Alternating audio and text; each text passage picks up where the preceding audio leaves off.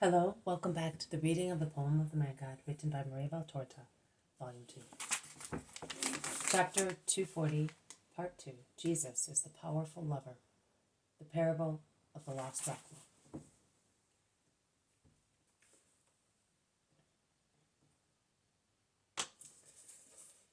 There is Magdala, lying on the coast of the lake, with the rising sun in front of it, and Mount Arbella behind it, protecting it from winds. In the narrow, wild, steep rocky valley through which a little torrent flows into the lake. The steep coast extends westwards, a beautiful, charming, austere sight. "Master," shouts John from the other boat, "there is the valley of our retreat," and his face shines as if the sun were burning within him. "Yes, our valley. You have recognized it." "It is impossible to forget the places where we became acquainted with God," replies John. "In that case, I will always remember this lake, because it was here that I met you. Do you know, Martha, that one morning I saw the Master here?"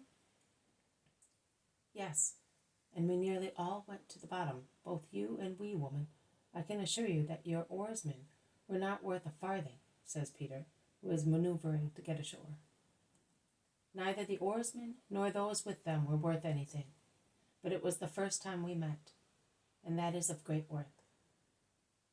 Then I saw you upon the mountain, then at Magdala, and later at Capernaum. And every time we met, so many chains were broken. But Capernaum was the best place. You freed me there." They land where the others have already come off the other boat. They enter the town. The simple or malicious curiosity of the Magdala people must be a torture for the Magdalene. But she bears it heroically, following the Master, who is walking ahead among his disciples, while the women are behind them. There is much whispering and irony. All those who formerly feigned to respect Mary, for fear of reprisals, while she was the overbearing mistress of Magdala, now that they see her humble and chaste, and realize she has parted for good from her powerful friends, they take the liberty of insulting and reviling her. Martha, who is suffering as much as she is, asks her, "Do you wish to go home?" "No, I'm not leaving the Master. And I am not inviting him to my house until it is purified and every trace of the past has been removed." "But you are suffering, sister." "I deserved it, and she must be really suffering. Her flushed face is beaded with sweat, not due to the warm weather." They cross the whole of Magdala, going towards the poor quarters, as far as the house where they stopped the last time. The woman is dumbfounded when, looking up from her washboard to see who is greeting her, she finds Jesus facing her along with the well-known Lady of Magdala, who is no longer pompously dressed and adorned with jewels. On the contrary, she is wearing a light linen veil, a periwinkle violet dress, which is high-necked and certainly does not belong to her, because it is too tight and has been adapted for her. She is enveloped in a heavy mantle, which must be a torture in that warm weather. "Will you allow me to remain in your house and to speak to those who are following me? That is, to the whole of Magdala, because the whole population has followed the apostolic group." "Why ask me, my lord? My house is yours." And she busies herself bringing seats and benches for the women and the apostles. When passing near the Magdalene, she bows like a slave. "Peace to you, sister," replies the Magdalene. And the poor woman is so shocked that she drops the bench she was carrying. But she does not say one word. The scene makes me think that Mary of Magdala probably treated her subjects rather haughtily. The poor woman is utterly astonished when she asked how the children are, where they are, and whether her husband has had good hauls. "They are well. They are at school or with my mother. The little one is sleeping in his cradle. My husband has had good catches of fish and will bring you the tithe stew to you. That is no longer necessary. Use them for the children. Can I see the baby? Come. People have crowded the street. Jesus begins to speak. A woman had 10 drachmas in her purse, but she made a movement and the purse fell from her breast. It opened and the coins rolled on the floor. She picked them up with the help of her next-door neighbors who were with her, and she counted them. They were only 9.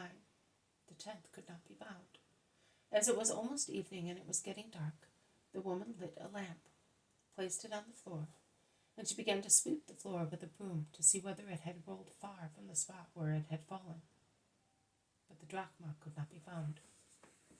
Her friends left her, as they were tired searching for it. The woman then shifted a heavy chest, a cabinet, and she removed amphoras and pitchers from a niche in the wall, but the drachma could not be found. She then began to crawl on all fours and searched in the sweepings, piled up against the door, in case the drachma had rolled out of the house and become mixed with the vegetable refuse.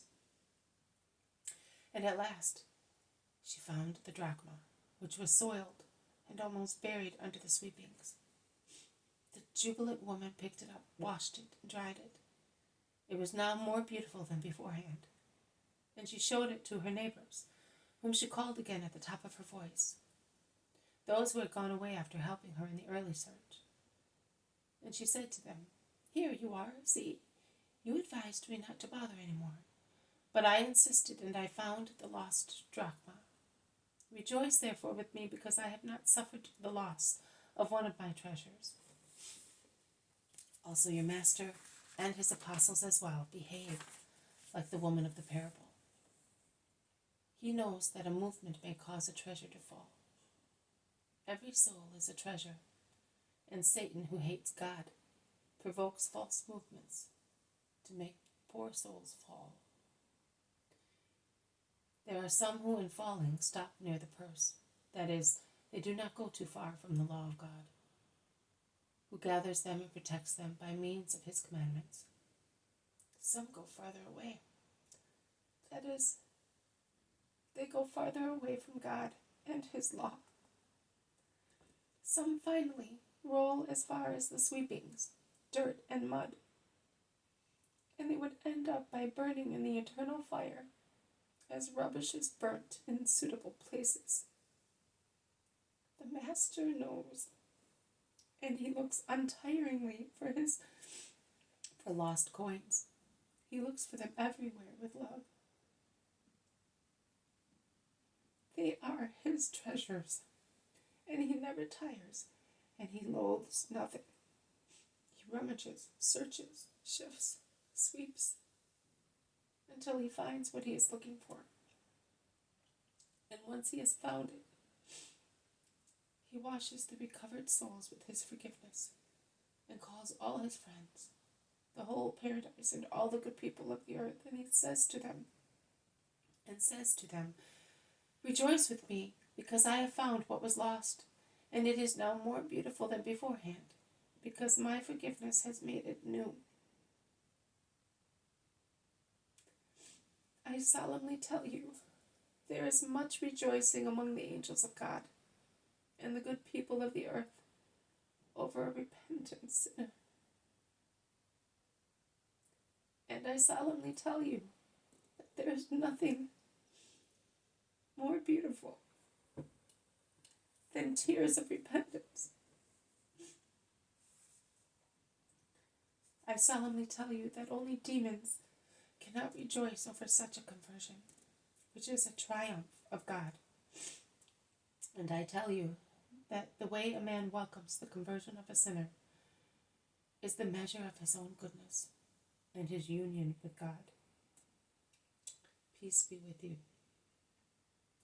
The crowds understand the lesson, and look at the Magdalene, who has come to sit on the threshold, holding the baby in her arms, perhaps to strike a posture. The crowds disperse slowly, and only the landlady is left with her mother, who has just arrived with the children. Benjamin is not there.